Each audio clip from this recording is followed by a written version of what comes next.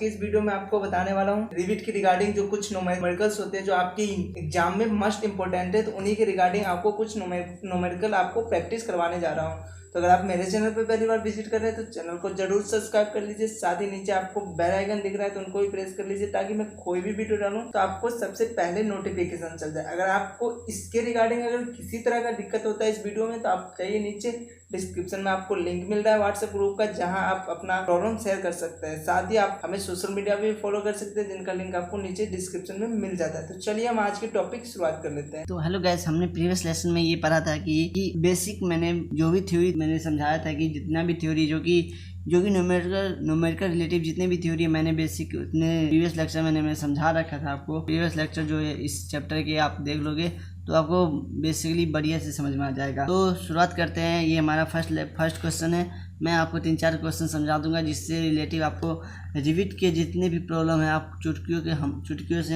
हल कर सकेंगे। फिर आपको फिर कोई परेशानी नहीं आएगी, फिर एग्जाम में आप 10 नंबर ऐसे ही ले लोगे एक क्वेश्चन पे। तो कैलकुलेट द डिस्टेंस पढ़ते हैं। तो गाइस हम फर्स्ट क्वेश्चन क्या है कि calculate the distance of 20 metre nominal dia rivet in single shear, double shear, permissible shear stress. Guys remember कि हमने सिंगल शियर, डबल शियर मैंने फार्मूला आपको बताया था कि सिंगल शियर में क्या फार्मूला लगता है। तो प्लीज ये लेक्चर देखने से पहले आपको प्रीवियस लेक्चर आपको देखना पड़ेगा। फिर सिंगल शियर का जो फॉर्मूला था मैं आपको बताया था दोस्तों कि π/4 इंटू d² इंटू थाई AB होता है। ठीक है दोस्तों, मैंने देखिए परमिसिबल शियर स्ट्रेस हमने थाई AB को परमिसिबल शियर स्ट्रेस माना था। मतलब कि हमें क्या प्राप्त करना है मैंने आपको बताया था दोस्तों कि जब भी आप न्यूमेरिकल बनाएंगे तो 2 चीज़ निकालना पड़ेगा आपको, एक स्ट्रेंथ निकालना पड़ेगा, दूसरा आपको डिजाइन निकालना पड़ेगा। तो स्ट्रेंथ मतलब कि स्ट्रेंथ निकालना है, तो स्ट्रेंथ निकालना है तो हम यहाँ लिख लेंगे कि क्या निकालना है हमको, स्ट्रेंथ बराबर बात हमने लिख लेंगे। इसके बाद हम ये देखेंगे कि हमें क्वेश्चन में गिवन क्या दिया हुआ है। तो डायमीटर दिया हुआ है जो कि 20 mm है, लिख लेंगे कि डाया 20 mm। हाँ, इसके बाद हमें क्या निकालना है कि सिंगल शियर निकालना है, सिंगल शियर निकालना है या फिर डबल शियर निकालना है। 2 चीज़ निकालना है। बेसिकली ये बहुत इजी क्वेश्चन है क्योंकि फर्स्ट क्वेश्चन मैंने स्टार्टिंग किया तो मैं भी सोचा कि पहले इजी क्वेश्चन ही समझा दो इसीलिए। तो फिर अब एक चीज़ ध्यान रखने वाली बात है जो कि मैंने प्रीवियस जो लेक्चर में नहीं समझाया था कि डायमीटर जो होता है वो ग्रॉस डायमीटर और नॉमिनल डायमीटर 2 प्रकार के डायमीटर होते हैं। एक होता है ग्रॉस डायमीटर, एक होता है नॉमिनल डायमीटर।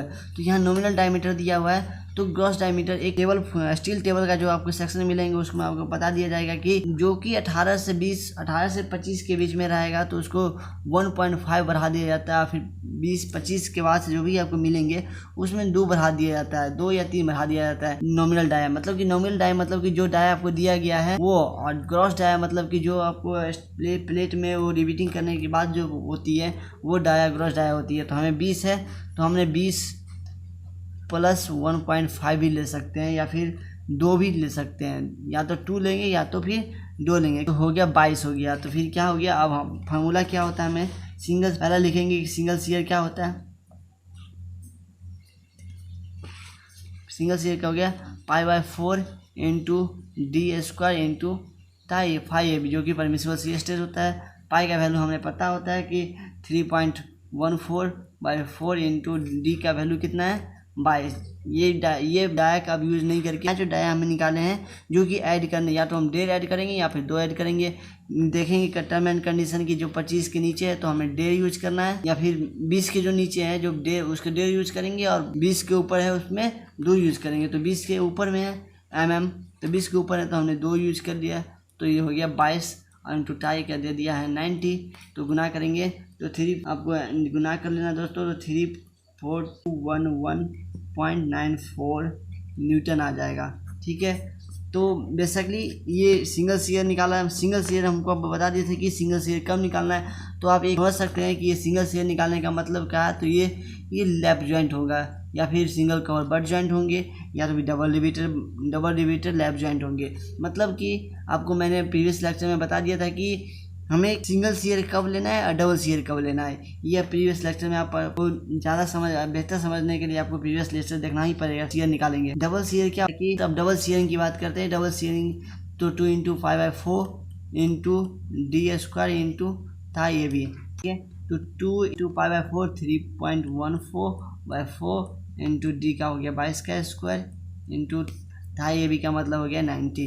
अब इसको गुना करेंगे, बेसिकली आप 3 4 2 1 को डायरेक्ट गुण से गुना करेंगे तो आपको निकल जाएगा, या फिर आप स्टेप बाय स्टेप निकालोगे तो इससे आपको क्या होगा कि एग्जामिनेशन आपको देखेगा तो बेहतर सोचेगा कि आपने कहीं से चीटिंग नहीं किया, आपके पास नॉलेज है तो अच्छे से। तो 1 गुना कर लो 94 इंटू 2, ठीक है। तो ये आपको आ जाता है 68423.888 न्यूटन।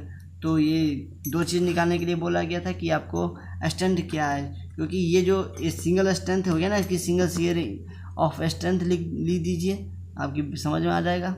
स्ट्रेंथ निकल गया, सिंगल शेयर में स्ट्रेंथ निकल गया और डबल शेयर में निकल गया। तो हमको स्ट्रेंथ निकालना था, जो कि पूछा गया था कि सिंगल शेयर क्या होता है और डबल शेयर क्या होता है। तो ये आपका आंसर निकल गया। ये तो थोड़ा सा इजी है, अब थोड़ा सा इससे हार्ड है। तो दोस्तों अब ये दूसरा क्वेश्चन देखिए आप। दूसरा क्वेश्चन ये है कि 2 plate of 60 mm and 80 mm thickness have been joint by single riveted lap joint as show in figure 2.31 calculate the strength efficiency of the joint. ठीक है दोस्तों, तो ये फिगर है जो कि 3 रिवेटेड है, तो उसका 40 है, 80 है, 50 है, 40 है, तीनों को जोड़ेंगे तो 180। इसका मतलब कि विड्थ हो गया, दोनों की चौड़ाई जो हो गई जितनी 180 मीटर हो गया। तो यही है फिगर 2.31 की कहने का मतलब, calculate the strength and efficiency. क्या निकालना, स्ट्रेंथ निकालना और एफिशिएंसी निकालना, जो कि मैंने आपको प्रीवियस लेक्चर में आपको एफिशिएंसी का भी फॉर्मूला बताया था और स्ट्रेंथ का भी फॉर्मूला बताएगा। तो अब जो ये क्वेश्चन बताया जा रहा है कि हमारे पास 2 थिकनेस, जब तक 2 प्लेट नहीं मिलेगी हमें तब तक हमें उसको ज्वाइन नहीं कर पाएंगे। तो 2 प्लेट की जो थिकनेस है 16 है और 18 है। तो हमें हमेशा ये बात का ध्यान रखना है कि जो कम जिसकी मिनिमम स्ट्रेंथ होगी वही हमेशा लेना होता है रिविट में। तो इसकी मिनिमम कब है 16 है, तो हमें 16 थिकनेस लेंगे। थाई ये भी दे रखा है 19, एफ ए भी 270, F S T 150, rivet 20 mm diameter दे रहा है, जो कि हम 22 ले लिए। क्या हो गया, ये 22 ग्रॉस डाया आया होगा। प्रीवियस जो न्यूमेरिकल बनाया था उसमें आपको बताया था कि ग्रॉस डाया क्या होता है, तो ग्रॉस डाया मैंने आपको 22 ले लिया। अब स्ट्रेंथ निकालना है तो हम निकालते हैं कि 3 वे में निकालते हैं। पहला हो गया कि स्ट्रेंथ निकालना होगा, के लिए हम शेयरिंग करते हैं।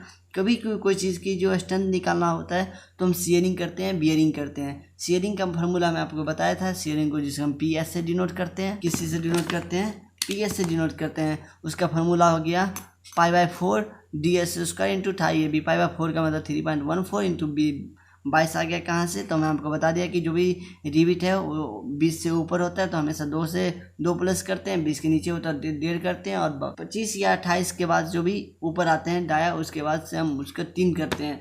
तो 22 का स्क्वायर इंटू 19 हो गया। उसके जो आप जोड़ोगे तो वही 10,267.1429 न्यूटन आ जाएंगे। इसके बाद हम बियरिंग करेंगे, तो बियरिंग करेंगे तो 22 जो न्यू हमारा डाया है वो 22 हो गया। 16 उसकी थिकनेस है, जो मिनिमम थिकनेस कितनी है 18 है, और मिनिमम थिकनेस कितनी है, मिनिमम थिकनेस जो है उस 18 है और 16 है, तो 16 270 हो गया। 270 क्या हो गया, जो कि हमारे पास दे रखा था FAP 270 क्वेश्चन में, इसलिए वो यूज कर दिए तो इसकी इतना आ गया।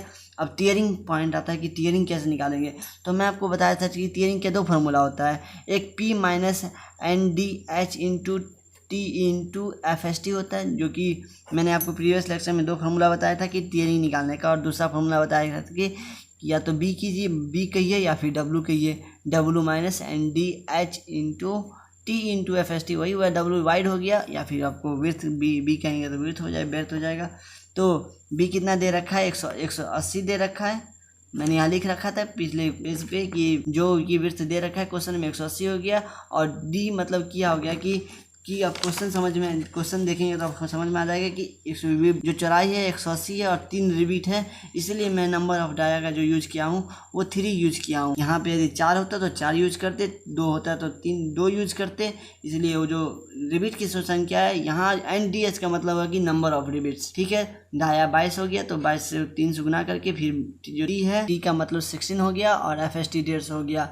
ठीक है, तो ये गुना करेंगे 180 में 60 66 66 घटाएंगे तो 144 हो जाएगा। 22 इंटू 150, फिर आपको ये गुना करेंगे तो ये 273,600 न्यूटन आ जाएंगे। इसके बाद हमने आपको सॉलिड प्लेट निकाला, क्योंकि एफिशिएंसी का जो फार्मूला होता है कि स्ट्रेंथ ऑफ जॉइंट होता है सॉलिड प्लेट होता है, तो सॉलिड प्लेट भी निकालना पड़ेगा। तो सॉलिड प्लेट का जो होता है वो या तो W into T into FST, W मतलब कि विड्थ, 180 दे रखा है, या फिर P यदि दिया होता तो P into T into FST use कर सकते थे।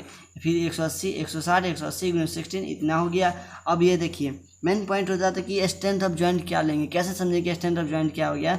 तो एक ऐड करना चाहता हूँ इसमें कि जो कि आपको PS मतलब कि जो शियरिंग में आपका जो आंसर आया, या फिर बियरिंग में आया, और PT मतलब शियरिंग बियरिंग और टीयरिंग में जो भी आपको मिनिमम आया हुआ होगा वो लेना होता है। तो आपको मिनिमम देखिए आप किस में आया है। शियरिंग का हो जाता है आपको 102677 है, और बियरिंग का हो गया 285120 है, और टीयरिंग तो आपको सबसे कम किस में मिल रहा है, सबसे कम आपको मिल रहा है कि 102677.1429 है, जो कि तीनों में आपका सबसे मिनिमम है। डिवाइड बाय हमारे जो सॉलिड प्लेट का निकला है, और 100 से गुना कर देंगे तो ये आपका परसेंटेज आ गया। तो यही दोस्तों था कि स्ट्रेंथ निकालना और आपको एफिशिएंसी निकालना। तो स्ट्रेंथ आपका ये हो गया कि जो टीयरिंग बियरिंग शियरिंग में जो मिनिमम होगा वो आपका स्ट्रेंथ हो जाएगा, और एफिशिएंसी निकालना होगा तो परसेंटेज में निकलेंगे। उसको हमेशा कभी भी ध्यान देना कि उसको न्यूटन में या फिर mm में करने की जरूरत नहीं है, वो हमेशा परसेंटेज में ही बनेगी। आज के लिए फ्रेंड इतना ही, मिलते हैं हम नए वीडियो में। तो अगर आपको लगता है कि इसमें अगर किसी तरह का आपको दिक्कत है तो नीचे जाइए, डिस्क्रिप्शन में आपको लिंक मिल रहा है हमारे व्हाट्सएप ग्रुप का, वहाँ ज्वाइन कर लीजिए और अपना प्रॉब्लम जरूर शेयर कीजिए। साथ ही आप कमेंट सेक्शन में भी अपना प्रॉब्लम शेयर करते हैं, जिनका सोल्यूशन आपको जल्द से जल्द मिल जाएगा। तो अगर आप मेरे चैनल पर पहली बार विजिट कर रहे हैं तो चैनल को जरूर सब्सक्राइब कर लीजिए। साथ ही आप नीचे जो बेल आइकन दिख रहा है उनको भी प्रेस कर लीजिए, ताकि मैं कोई भी वीडियो डालूं तो आपको सबसे पहले नोटिफिकेशन चल जाए। तो मिलते हैं हम नेक्स्ट वीडियो में, जिसमें आपको इन्हीं के रिलेटेड कुछ और प्रॉब्लम देखने को मिल जाएगा। Thanks for watching.